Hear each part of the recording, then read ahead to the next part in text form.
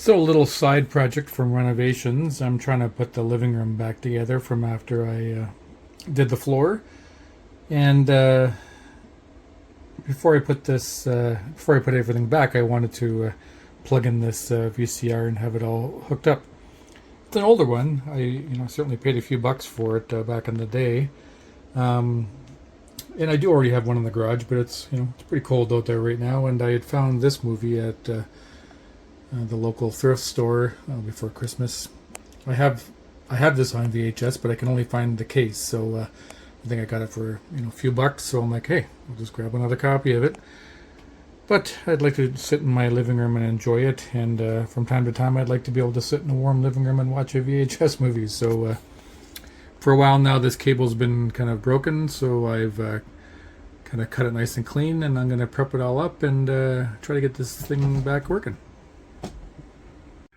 Okay, there's one side prepped with heat shrink already on that side as well, and some heat shrink prepared to go over top of it. And then the other end is prepped and ready to go into there as well. Heat shrink all set to go. Oops, one must have fell off. Let's not forget, you can't put the heat shrink on afterwards. There it is. Okay, there we go. Everything's all spliced together and heat shrunk there, and I'm going to prepare now to put the bigger shrink wrap on top of all of those connections.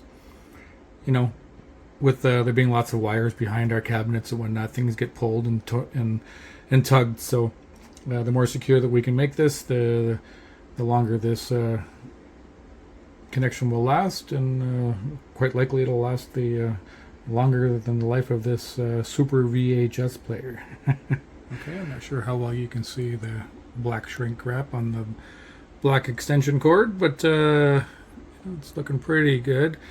I'm not sure if there was one size smaller of shrink wrap. This is just all the stock that I have in my my electrical box here. But I'm going to put a little bit of electrical tape on either end just to make sure that it's nice and secure. You're not going to see this cable behind the cabinet anyway, so it doesn't need to look pretty. Well, there you have it. Once again, it's hard to see black electrical tape on a black cable, but I think it looks pretty good. So now I'm just going to clean it all up. It's looking a little dusty, and then I actually have a VHS head cleaner, and I will show you that, and we'll have a moment of truth watching the first few seconds of Polly, and I'll explain why I wanted to watch Polly. I'll give you a little hint, Tony Shalhoub. Okay, so we're getting ready to set it up. I'm not sure if new TVs don't have S-Video or RCA or even cable adapters on the back of them or not. I mean, this is not that old of a TV, I don't think, but if that's the case for you, I'm quite sure that you could probably find some S-Video or RCA to HDMI or DVI or something like that.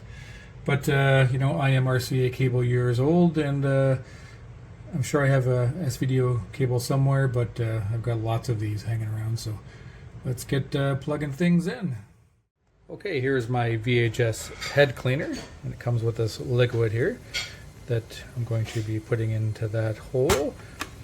I think I got it off of eBay for like 10 bucks or something like that, and then we'll stick it in there, and it plays for a few seconds, and it'll clean the heads. And actually, when I finally got that thing to turn on, the great mouse detective popped out of it. So that was another empty case that I couldn't find the VHS for. I was actually hoping I would find another copy of Polly, but I didn't even realize that the mouse detective case was empty. So let's clean those heads. Well, I thought there might just be a problem with my head cleaner because it just kept popping out. It wouldn't run for the recommended 20 seconds you're supposed to run the head cleaner for. So then I stuck this great mouse detective video in, because just in case there was a problem with this unit, I didn't want to wreck my poly tape. And it wouldn't play. It would I'd put the tape in, I'd press play, it would make a couple of noises, and then it would just turn the unit off. So watched a couple of videos, and there's obviously a lot of complicated things that could be wrong. One of the things it mentioned was down in here is that these things not switching back and forth properly, so it just mentioned just getting maybe cleaning them out and getting a little grease, and they seem to be spinning fine. And then I talked about this head unit, and I watched a video where they actually took it right out, and there was soldering stuff, and I'm like, oh my god, I'm not gonna get into that kind of and the nonsense. Not that I haven't soldered chips and stuff in my past, but what I did notice is that when you put this tape in, that I accidentally turned the power off while I was trying to balance the camera and press the tape in. But when I pressed the tape in, the tape was wrapping around that drum there, but nothing was like that. So nothing was spinning. And I wasn't sure if it was supposed to spin or how that actually works, but I took that chipboard off just to kind of look at it and didn't see anything. But what I ended up doing is I just kind of grabbed the sides of it and I just kind of wiggled it a little bit. And I think just because this thing has just been sitting here for years, because it had that broken cord, that things are just kind of a little jammed up. So I started moving knobs and stuff and blew this all out and cleaned it up. And it's not plugged into the TV at the moment. I'm just sitting on the floor, but it's been playing for a little while now. So we're going to plug it back into the TV and see what happens. Well, there you have it.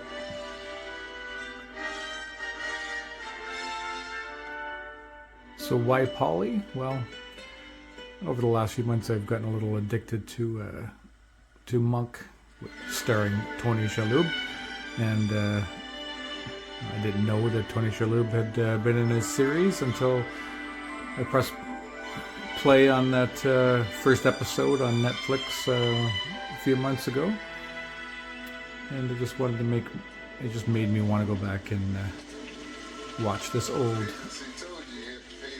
family film. So there you have it.